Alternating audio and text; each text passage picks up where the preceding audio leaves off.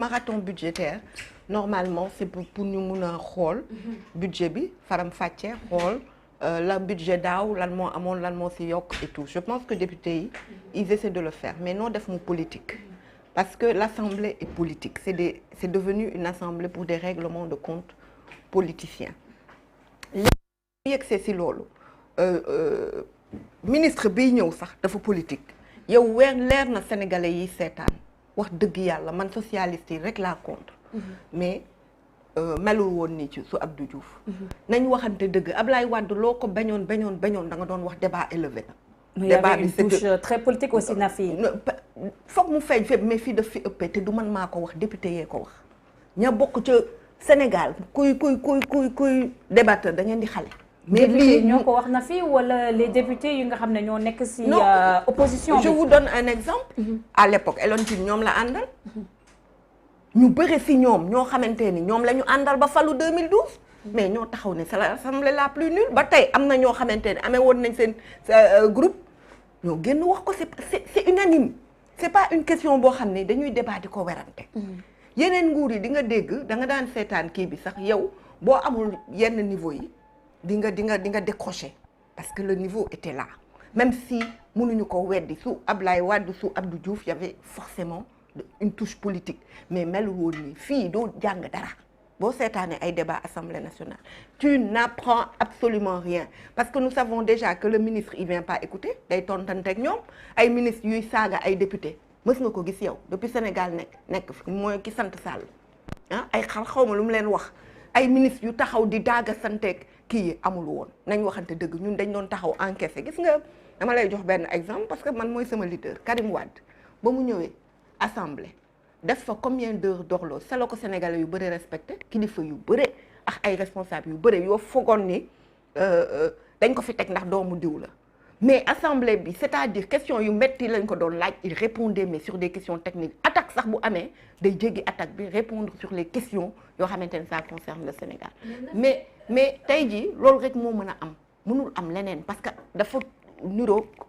c'est à l'image de la représentation de l'Assemblée nationale parce que député bi bu ñëwee au lieu mu wax ci marathon bi tagg Macky Sall ne ministre bi yow yaa fi gën fii ku la fi wax lu mu la warul wax waa opposition bu ñëwee day tontu dina tontu même si sax yenn question yi ñu ci xaw a xam yokk nañ budget beeg wàññi nañ ko fu ñu ko def ci opposition bi laa ko déggee man si yenn yi ay tali yu ñu waroon defaruñ ko la xew Touba te defuñu ko fa man si Cheikh Bara Dolly Mbacké laa ko déggee budget bi ñu yokk te gisuñu kii bi si Modou Bara Dolly laa ko déggee et cetera donc xam nga ñoom ñi ngi soulever ay points mais nag bu fekkee ni que 80% des députés sont à la solde de Macky Sall nëbbuñu ci dara ñoom jéemuñu sax sonal une fois nit sax di nga def semblant quoi laaj député bi même si tu es du pouvoir quoi laaj ko yoo xamante ni comme la petite là y a une petite la mineure la Benjamin là si ñoom la far il me semble est-ce que farlu ci ñoom je crois que ci ñoom la far de mais elle pose des questions pertinentes. Elle a remplacé Aïssata Tall Sall. Elle est pertinente cette petite.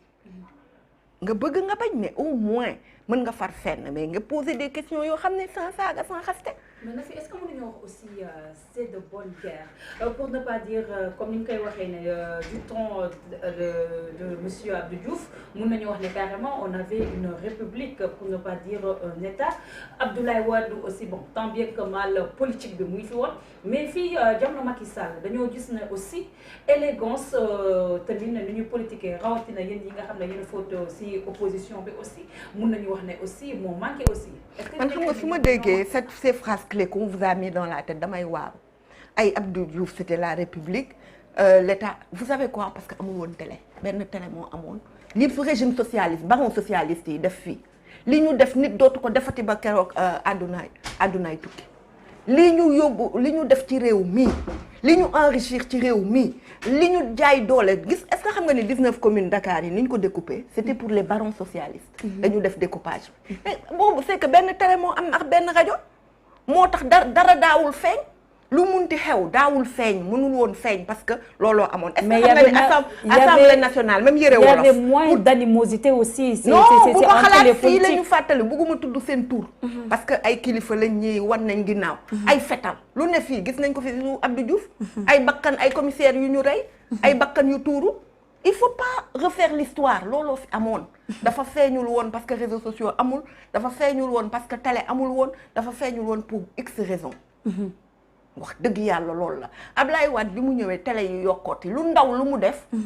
mais bien sûr day am ampleur boo xamante ni mais ñii c'est le problème n'est même pas là ñii c'est une question de médiocrité c'est pas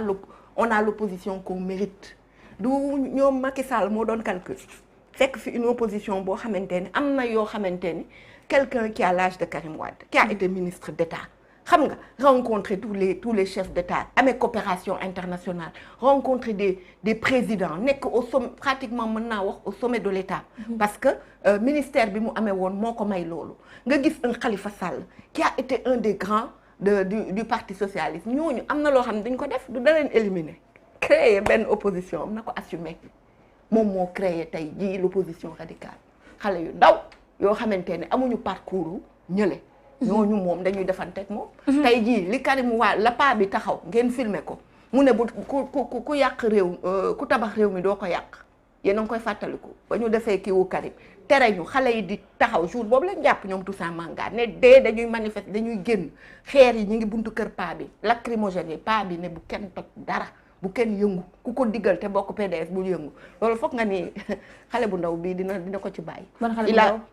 Sonko du ko ci bàyyi wala Barthélémy Dias ay morom ay xale yu ndaw lañ la Ablaye Wade di xool ndax parcours am et ça c'est sa faute moo éliminé woon ñële pour se créer une opposition à lui foog ni que ñooñu duñ ko sonal xam nga faf nag ñooñu ñëw indi fi opposition boo xamante ni radicale il aurait dû être démocrate dès le début bàyyi toutes les forces en présence ñu jouer. donc si je vous entends bien ça veut dire que loolu moo nekk loolu mooy justifier violence bi nga xam ne seetlu nañ ko maintenant si langum politique bi ba mu inquiéter lu ëpp si population sénégalaise bi. violent et demi ñun ñuy violent loolu da ngeen ñu ne woon tàppet lañu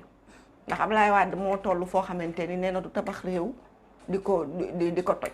mais Abdoulaye Wade a ses heures de gloire aussi ba mu nekk opposition aussi ko mais dafa évoluer waaye Abdoulaye Wade dafa bañ marché déedéet dafa bañ marché sur des cadavres Sonko lu fi Abdoulaye Wade aussi deful aussi man waxuma ni Sonko dafa deful Abdoulaye Wade waaye Abdoulaye Wade musul dox sur des cadavres il savait la différence moo tax man leen dem leen revisiter histoire avant ngeen di wax Abdoulaye Wade ñaata yoon lañ ko jàpp parti wam bàyyi ko parce que il tenait le pouvoir était dans la rue duñu ñoo ko wax presse étrangère presse africaine presse sénégalaise ñëpp a nangu woon ni Ablaye Wade am na ku waxoon ni c'est le seul homme politique qu'on connaisse qui en 24 heures peut faire tomber le Sénégal d'un état de droit à un état de non-droit mais dafa xamoon limite am Ablaye Wade n'était pas un casseur il avait des manifestants c'était pas un casseur te boobu jamono démocratie amul dañ lay rey ci mbedd mi ñaata tentative d'assassinat 24 tentative d'assassinat ngeen ni Ablaye Wade ay dafa lii woon mais Ablaye Wade bu marché wul sur des cadavres il l'a refusé te boobu jamono ak mënoon a yomb c'était facile fii la toog sommet. mais on a entendu aussi Ablaye Wade dire qu'il faut faire face aux hommes détenus mais loolu mais c'est normal parce que boobu jamono droit de l'homme yi amul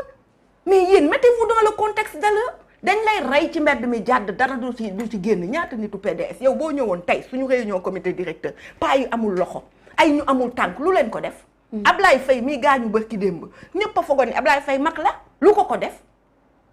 def mais à l'époque c'est-à-dire dañ lay rey dara du xew droit de l'hommiste amul benn télé moo am c'est-à-dire da ngay ñëw dëkk bi di toj à 20h30 ñu tegal le journal da nga Abdou Diouf jël na avion dem na France ma ngay kii kenn du xam lu xew ci réew. Attendez, ne comparez pas. Ablaye Wade n'a jamais marché sur des cadavres pour arriver. C'était pas un casseur. À des moments clés, le pouvoir était dans la rue. Il a fait Serigne Saliou Mbacké Serigne bi boobu du xalif. bu ko waxee day teg ci suuf. Ablaye Wade ñaata yoon fii ñëpp lan lañu doon wax la dugg ci gouvernement calmer le jeu. parce que à l'époque c'était ça le contexte. def entrisme pour calmer le jeu. parti wam ci boppam maire parce qu'il tenait le pouvoir. loolu histoire la du ay kii yoo xamante ni dama ko inventé. c'est l'histoire du Sénégal. Ablaye Wade dafa toog ak les opposants à l'époque ñoom ni se force globe ñoom di ñu koy reetaan ne ko ni nga bëggee naan marcher pour vers le pouvoir doo mës a jot pouvoir ñun coup d'état la ñu xam putsch boo deful putsch militaire en Afrique tu seras jamais au pouvoir seen sommet yooyu ñu koy reetaan Ablaye Wade ne leen man du ma dox ci cadavre pour accéder au pouvoir. mais arrêtez. mais Nafi, on peut dire que Abdoulaye Wade ba mu nekkee ci opposition bi marché wu sur des cadavres pour arriver au pouvoir mais gis neen forcing bi nga xam ne def na ko jamono 3e mandat il y avait au moins 12 morts Nafi loolu moom mën nañ ko d'accord. Déjà man dama mës a contester le chiffre man xam naa ni y avait quelques morts. yoo xam ne kat yoo xam ne jàpp naa seen tur ma leen di ñaanal. may